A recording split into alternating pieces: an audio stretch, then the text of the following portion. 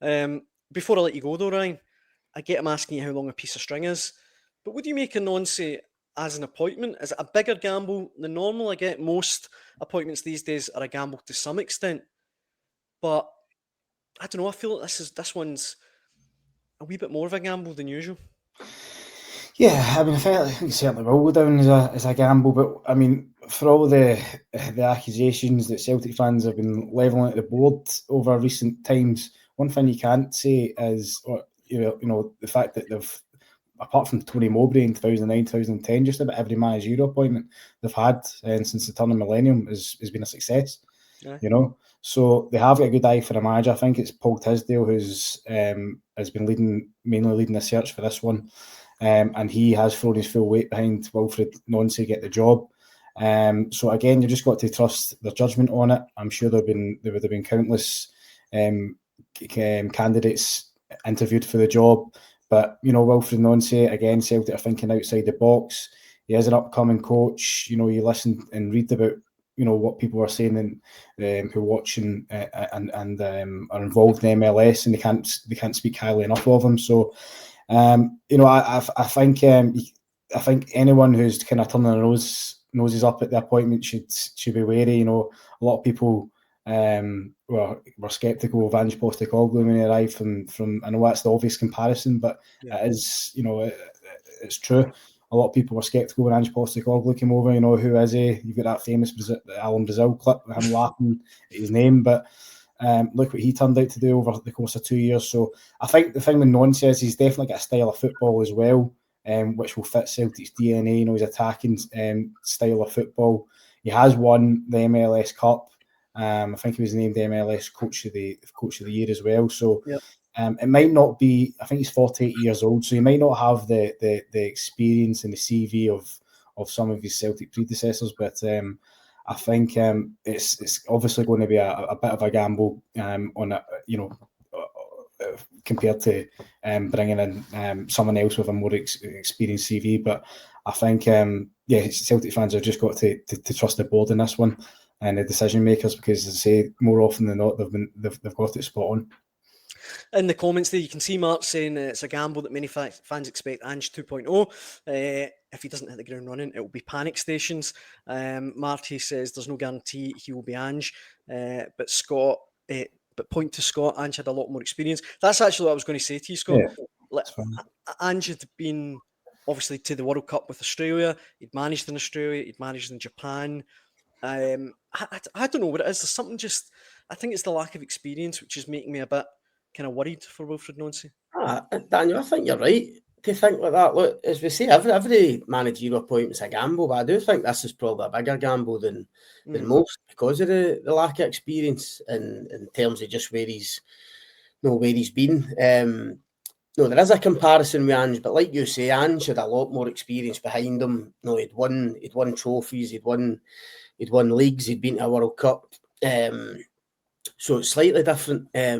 There will be pressure on Nancy, and as Ryan touched on, pressure on Tisdale at Celtic in the same way that there was pressure on Kevin Thelwell appointing Russell Martin, and obviously it didn't go to plan, and that's where we are now. Modern football, it's not just the manager and the board under pressure. If sporting directors are making these appointments, then they're going to come under serious scrutiny as well.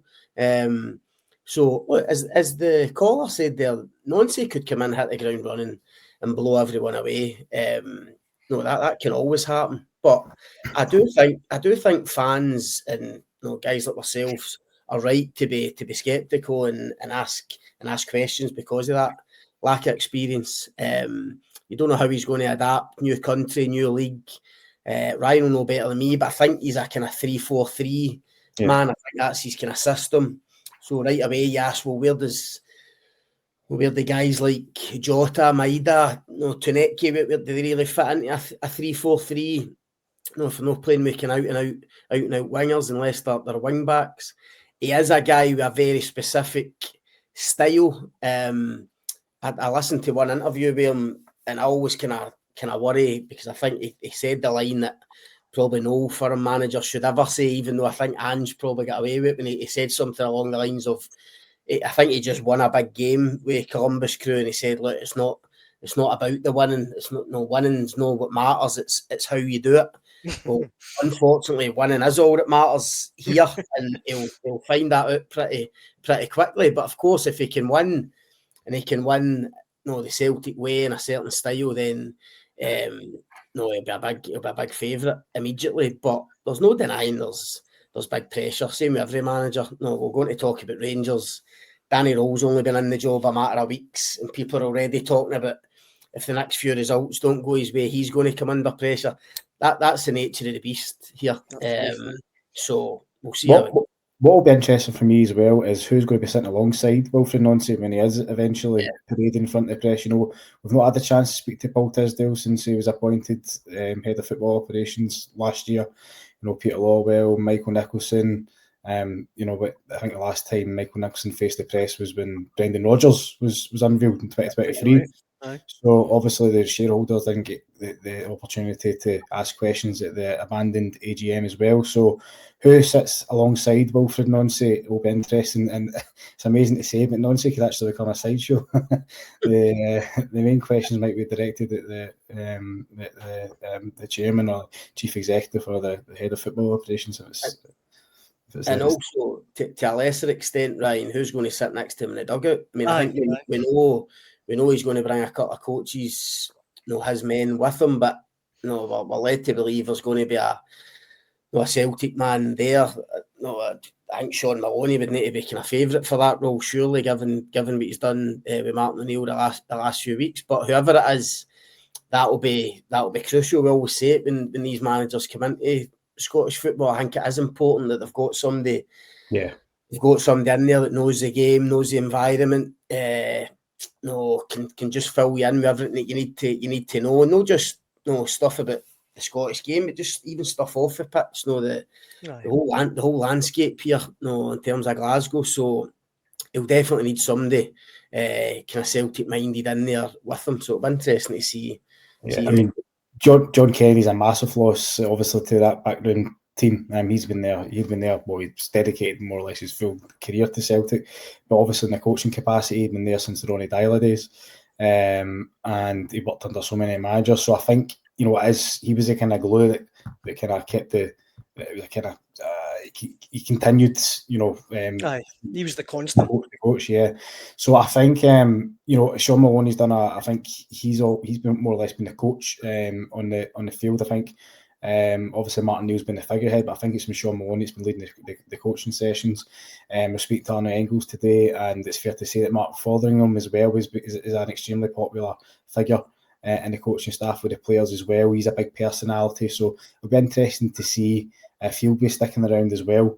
But like Scott says, you definitely need to have a Scottish voice in that coaching staff, especially with Wilfried Nancy having no experience whatsoever in this side of the pond. So yeah, it'll be interesting to see who's appointed. But Sean Maloney, when he was unveiled with Martin O'Neill, did say that he didn't see this as an opportunity to become part of Celtic's coaching staff. He was happy to go back to his role as players' loan pathways manager.